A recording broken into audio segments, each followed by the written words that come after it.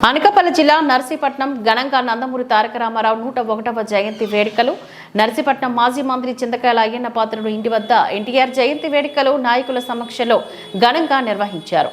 ఎన్టీఆర్ విగ్రహానికి పూలమాల వేసి జ్యోతి ప్రజ్వలన చేసి అభిమానులకు, పార్టీ కార్యకర్తలకు మిఠాయిలు పంచి ఘన నివాళులర్పించారు.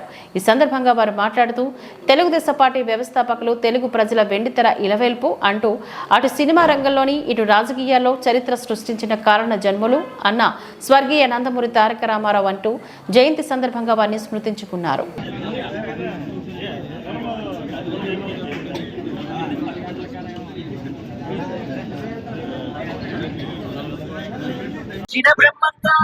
పురాణ గాథలకే ఊపిరిపోసి మీరు తెరపై చూపి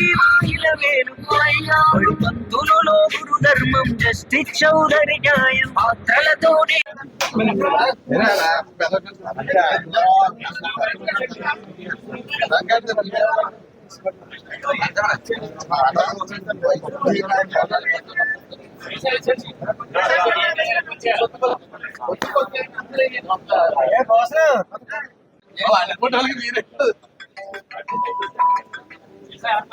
అందించిన తాతిల్ మాస్టర్ ని పూలమాలతో ఎన్టీఆర్ ని సత్కరించి జ్యోతి ప్రజ్వలన చేయవలసిందిగా కోరుతాం.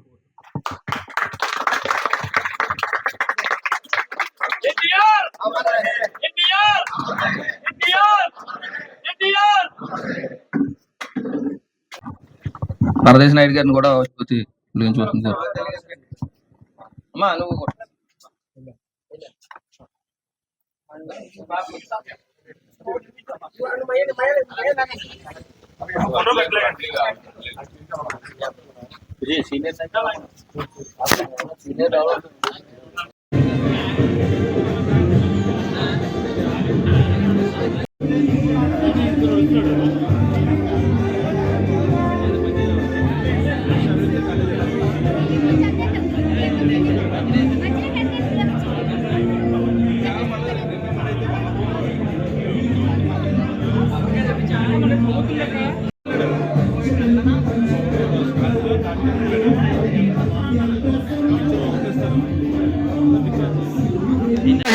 एनटीआर अमर रहे, एनटीआर अमर रहे, एनटीआर।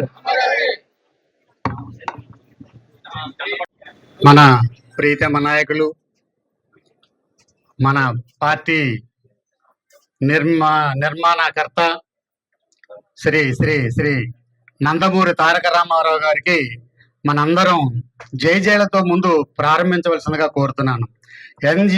నందమూరి తారక రామారావు గారికి, నందమూరి తారక రామారావు గారికి, నందమూరి తారక రామారావు గారికి. ఈయన పేరు ఉచ్చరిస్తేనే, నందమూరి తారక రామారావు అని పేరు ఉచ్చరిస్తేనే మన మనసుల్లో ఉత్సాహం పొంగు పొరులుతుంది. ఆయన్ని తలుచుకుంటేనే ఆ ఉత్సాహం, ఆ తేజస్సు, ఆయన తేజస్సు అంతా మనకి ఒక్కసారి మనం ఉత్తేజం అవుతాం.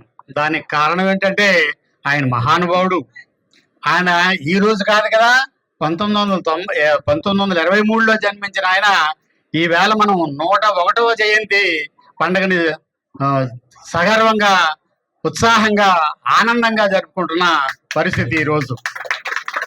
అయితే ఈయన 100 సంవత్సరాలు పైబడి మరి జీవించి ఉంటే మన ప్రధానమంత్రి అయ్యే పరిస్థితి కూడా ఉండేది అని మనందరికీ తెలుసు.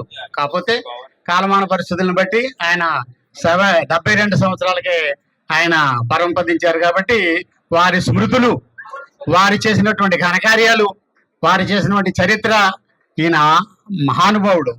ఎందుకంటే మరి అతి సాధారణమైన కుటుంబంలో పుట్టి అతి సాధారణ పేదరికము, మధ్యవర్తిత్వం అన్ని చూసించ తర్వాత ఈయన మన సినీ రంగ ప్రవేశం చేశారు. ఈ సినీ రంగ ప్రవేశంలో అత్యున్నత స్థానానికి వెళ్ళారు. అత్యున్నత స్థానానికి వెళ్ళి అంతకంటే మించిన వీరుడు లేడు, అంతకంటే మించి నటులు లేడు.